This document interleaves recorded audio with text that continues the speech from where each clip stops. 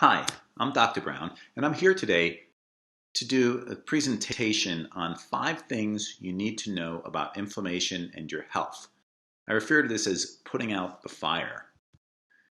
Scientific research shows that anywhere between 75 to 90% of chronic degenerative illnesses that we experience today have some relationship to inflammation, whether they're caused by inflammation or actually increase the inflammatory process in a sick individual.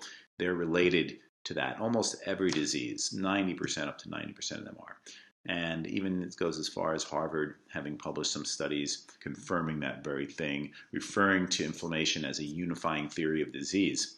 On the next slide, I'm going to show a list of some of those diseases. Some you can see on this particular slide. On the next slide, it'll list the diseases that the Harvard study pointed out, and then a second list of just additional diseases. So you can see the extent of it. The Harvard medical school list included coronary artery disease, one of the #1 killers, diabetes, cancer, high up there, Alzheimer's. So it also has an effect on cognition in the brain. Additional chronic disease list: asthma, dementia, inflammatory arthritis, lupus, obesity, atherosclerosis, just to mention really a few. As we said, it's about 90% of those. But this is number 2. Not all inflammation is bad. From a spark to an inferno. Not all inflammation is bad. I mean, we all have experienced, swelling or a swollen lip or a sty on our eyelid, waking up in the morning. These are all forms of inflammation that serve like a good purpose, one that contributes to our overall health and wellness. The role of inflammation is really to recognize the site of injury or invasion in the body and to quickly isolate it for eventual elimination, extrusion, and repair. This is obviously a good thing. So if we sprain our ankle, we'll have inflammation. That's a good thing. That's bringing elements to that joint to help clean it up and to repair that joint, for instance. So not all inflammation is bad. That's until it's no longer a good thing. When inflammation starts to linger, becomes more chronic, it becomes a problem. The challenge is like how to deal with this chronic inflammation. That's the challenge, and that's the challenge we're going to take on in this presentation today. Hopefully have some answers towards the end that you can bring with you. The lingering inflammation is called chronic inflammation, okay? And it's the type of inflammation that does lead towards those chronic degenerative diseases. What I'm showing you here on this chart are levels of chronic inflammation. I'll explain that for a moment. I made this chart. Okay, this chart is not based on specific scientific data points, but it is a generalized illustration of the nature of inflammation. And so what this chart shows is you'll see there's the baseline on the bottom. That's that straight blue line going across the bottom. Then there's the healthy individual. That's the next green up. And then there's the next purplish blue, the typical or average person in terms of health and wellness. And then there's the darker green, and I call that the unwell. That's sort of like the walking wounded. That's the person who maybe has some underlying diabetes or metabolic issues, still walking around, probably not feeling that good, but is able to sort of function. So why I illustrate this like this is to show that on the baseline, which is a level of inflammation that is really unachievable, frankly. That's why I show the healthy person to be just a little bit above that line. And that person has, an anti-inflammatory diet. They're exercising. They're getting the right amount of sleep. They're hydrating. They're eating right. And they're probably taking some supplementations. Okay, and they're maintaining a nice, healthy level of inflammation. Now, the average person generally is a little bit higher than let's just say, the elite athlete or that ultra healthy person, but still, within a healthy parameter in terms of inflammation, not even approaching any kind of level of criticality, but there they are, and there is more inflammatory process happening in that person's body over time than with the healthy person. But then you have the unwell person at the top, that green line at the top, just under hospitalization, and that person is the walking wounded, and they are suffering chronic inflammation to the point where it is affecting the quality of their life. It's affecting the quality of their sleep, their relationships, their work, their memory, their ability to focus. All those things are being affected, and they're just under the level of where they might have to be hospitalized, okay, and go into critical care. Now, the reason I showed this, and it's really, really, really important for this time with the coronavirus, is that a viral infection like coronavirus causes inflammation, okay? So if one is to be infected by the coronavirus and they're the healthy individual, the inflammation that ensues might bring their inflammatory level up to that of the typical person, let's just say. And then the typical person being infected by this virus might go up, probably not as high as the unwell person, but approaching that. But then the unwell person, if they are to be infected by the coronavirus, they're probably, and as the news reports we've been seeing lately show, are going to be ending up in the hospital, and unfortunately, oftentimes on a ventilator. This is the inflammatory process gone haywire, okay? And that's where these lung issues come up for these victims of the coronavirus, these people with the COVID-19. The lung issue is all about inflammatory process gone haywire, and we'll talk a little bit more about that in a moment. Next slide, we have continuation on the theme of not all information is bad. What we see here is a continuum of health to wellness. Just to continue to emphasize what I was saying on the previous page about the different types of people at different levels of wellness or not.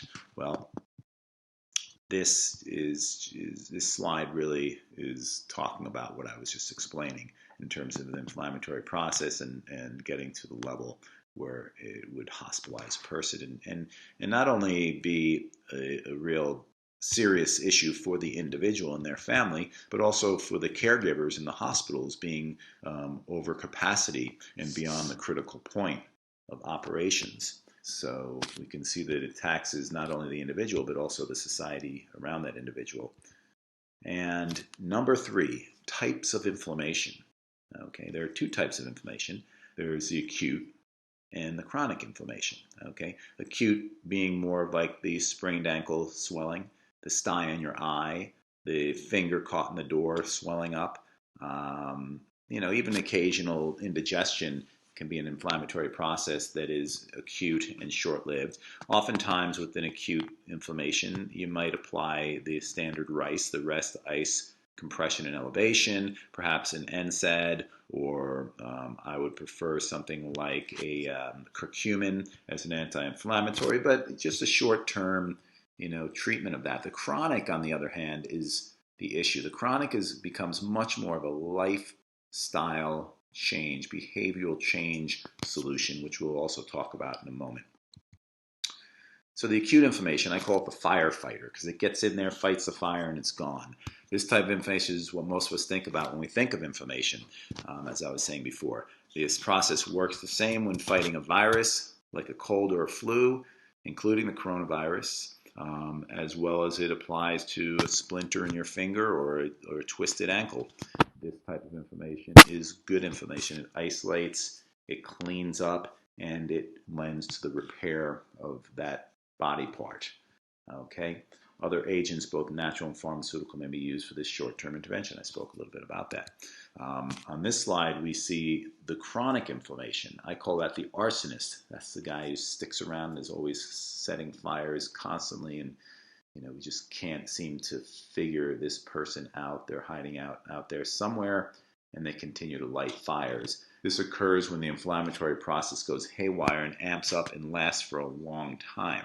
The immune system continues to pump out these white blood cells and other pro-inflammatory chemical messengers like cytokine, and the process becomes prolonged. We hear right now in the ERs and the ICUs in the hospitals with the coronavirus sufferers this issue with breathing and with the lungs, and they're having a difficult time trying to figure that out. Even, matter of fact, the standard protocols for ventilators are being challenged, and what we're seeing is what they're referring to as a cytokine storm. So there's something about this virus that is setting up this immune response that sends out cytokines that become pro-inflammatory after a while. They start out as anti-inflammatory immune system modulators, and then they're so abundant because they're just being pushed out due to this virus that they become pro-inflammatory and creating a lot of that inflammation in the lungs. When this happens, the immune system may start to attack healthy tissue and organs.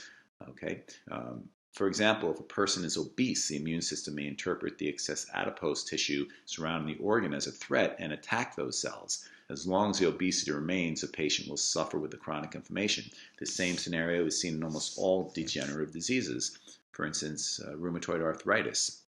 This is where the body starts to see its own joint capsules as being foreign invaders and starts to eat away at joint capsules, and therefore we have that horrible arthritis called rheumatoid arthritis, an autoimmune disease. Autoimmune diseases are inflammatory diseases generally. 4, there is hope. Putting out the fire. So how do you know if you have chronic inflammation? Well, the answer is actually pretty easy. There's a blood test, a blood serum test called C-reactive protein, and this test can detect the inflammatory process. It's also a good test to have to assess the status of the heart as well. But this is a great test, baseline test for chronic inflammation. Okay, and so that's an easy thing to go for and to go to, and it's relatively inexpensive and easy to access in any blood lab. And then you'll want to look at signs like brain fog, generalized body soreness, headaches such as migraines, joint aches, irritable bowel, depression, and weight gain. These are all signs of inflammation. And when one detects that in themselves or has that blood test, the C-reactive protein, the CRP, one can then pursue some solutions to that inflammation. And there is hope. There is light at the end of the tunnel. All is not lost. Okay, there's a test.